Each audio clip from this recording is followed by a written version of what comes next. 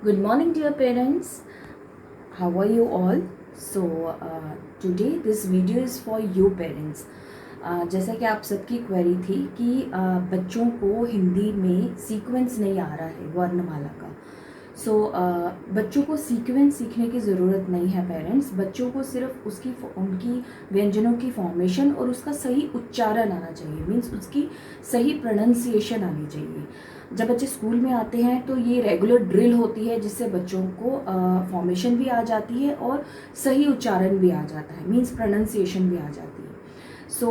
बच्चों को सिखाने के लिए आपको ये जानना बहुत ज़रूरी है कि वर्णमाला का सीक्वेंस क्यों है, हर लाइन को सीक्वेंस दिया गया है। आप बोर्ड पे जैसे देख रहे हैं, क से ग तक मैंने वर्णमाला लिखी है, जिसमें आप देखिए पहली वर्णमाला की जो पहली लाइन है वो क ख ग घ अंग, ये जो 5 व्यंजनों का समूह है ये एक लाइन में क्यों दिया गया है डियर पेरेंट्स? क्योंकि इनका जो उच्चारण है, इनका जो बोलने का तरीका है वो एक जैसा है, इसलिए इन 5 व्यंजनों को एक लाइन में रखा गया है। जैसे व्यंजनों के इन 5 व्यंजनों के समूह को बोला जाता है कंठवे। कंठवे क्यों बोला जाता है? क्योंकि ये गले से आवाज़ निकलती है इनकी। आप कभी यहाँ टच करके देखें, जब बच्चों को भी हमने प्रैक्टिस करवानी है उनको भी यही बोलना है कि क से ङ तक जब बोलते हैं गले से आवाज़ निकालनी है। जैसे क ख ग घ अंग, आपने देखा ये 5 व्यंजन एक ही लय में बोले गए हैं। क ख ग घ ङ, क ख ग घ ङ। तो बच्चों को इसी तरह से वो सिखाया जाता है। ये कोई सीक्वेंस नहीं है, सिर्फ बोलने का तरीका एक जैसा है, इसलिए इनको सीक्वेंस में रखा गया है। आप वर्णमाला की दूसरी लाइन देखिए जो है च छ ज झ ञ, च छ ज झ ञ, जिसको बोला जाता है तालवे।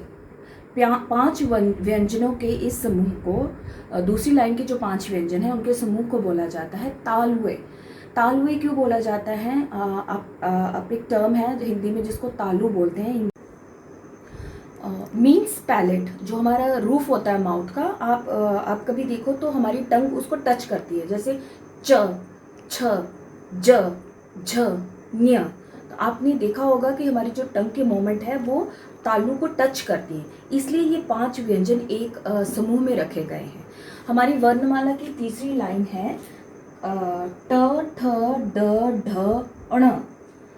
अब डियर पेरेंट्स, ट ठ ड ढ अण, अगर जब आप इसके उच्चारण को देखें ट ठ ड ढ अण, तो हमारी जो टंग है, हमारी जो जीभ है वो ऊपर उठी हुई रहती है। ट ठ ड ढ अण, इसको मूर्धन्य, इस समूह को मूर्धन्य बोला जाता है क्योंकि हमारी जो टंग है वो ऊपर उठी हुई रहती है, इसलिए इन 5 व्यंजनों को एक समूह में रखा गया है। बच्चों को इतना डीप पढ़ाने की ज़रूरत नहीं है हमें, बच्चों को सिर्फ फॉर्मेशन और इसका सही उच्चारण आना चाहिए। अब हम अगली लाइन की अगर बात करें तो त थ द ध न, त थ द ध न। त थ द ध न में आपने देखा होगा इसके उच्चारण में हमारी जो टंग है वो दांतों को टच करती है, तो इसलिए इन 5 व्यंजनों के समूह को दंतवे बोला जाता है।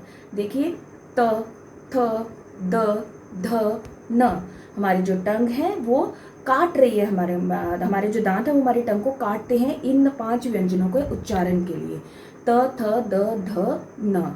तो इसलिए इन 5 के समूह को दंतवे बोला जाता है।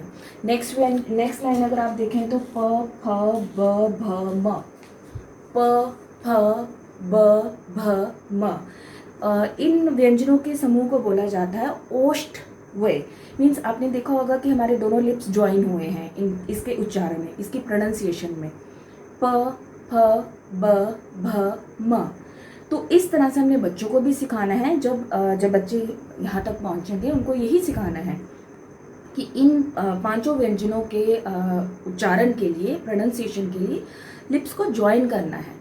तो डियर पेरेंट्स, ये ड्रिल रोज़ होती है स्कूल में। जब बच्चे स्कूल आते हैं तभी वो सीख पाते हैं। बच्चों को सीक्वेंस में बताने की ज़रूरत नहीं है, सिर्फ इनका सही उच्चारण बताना है। कुछ बच्चों की स्पीच क्लैरिटी नहीं होती है, specially in class LKG, nursery में एलकेजी में बच्चों की क्लैरिटी नहीं होती है। बट बहुत बार देखा गया है व्यंजनों के उच्चारण से बच्चों की स्पीच क्लैरिटी में बहुत फ़र्क पड़ता है। सो मैं रिक्वेस्ट करूँगी सभी पेरेंट्स से कि बच्चे जब भी व्यंजनों का उच्चारण करें सही प्रोनाउंसिएशन उनकी बोलें, तभी जाके उनको फॉर्मेशन भी आएगी, उनको उच्चारण भी आएगा और उनकी स्पीच क्लियर भी होगी। लास्ट के जो आप व्यंजन देख रहे हैं य, र, ल, व, श, क्ष, स, ह, क्ष, त्र, य, इसमें हमने बच्चों को बहुत ज़रूरी है बताना। बच्चे कई बार इस य को भी ज का उच्चारण करते हैं, ये भी ज बोलते हैं, ये भी ज बोलते हैं। तो बच्चों को यही सही प्रोनाउंसिएशन हमने बतानी है, ये ज है, ये य है। अब र की जब बच्चे प्रोनाउंसिएशन बोलेंगे, र आप खुद उच्चारण करके देखें, जब प्रोनाउंस करके देखें तो र हमारी जो टंग है वो वाइब्रेट कर रही है, र। कुछ बच्चे जो स्टैमर करते हैं, जब तक वो र व्यंजन की प्रोनाउंसिएशन सीखते हैं उनकी बहुत स्पीच क्लियर हो जाती है, क्योंकि इसमें टंग हमारी वाइब्रेट कर रही है, र र। सो ऐसे ही सभी व्यंजनों के उच्चारण हमने बच्चों को सही तरीके से सिखानी है, जिससे बच्चों की स्पीच भी क्लियर हो जाती है और उनको सही से फॉर्मेशन भी आ जाती है। बच्चे व्यंजन की रिकॉग्निशन भी सीख जाते हैं और प्रोनाउंसिएशन भी सीख जाते हैं। So dear parents, I request you all, जब भी आप बच्चों को प्रोनाउंसिएशन सिखाएं तो बहुत ही ध्यान से और केयरफुली सिखाएं, क्योंकि जो एक बार ये बच्चे सीख जाएंगे ये उनके लाइफ लॉन्ग साथ में रहेगा। Thank you so much dear parents.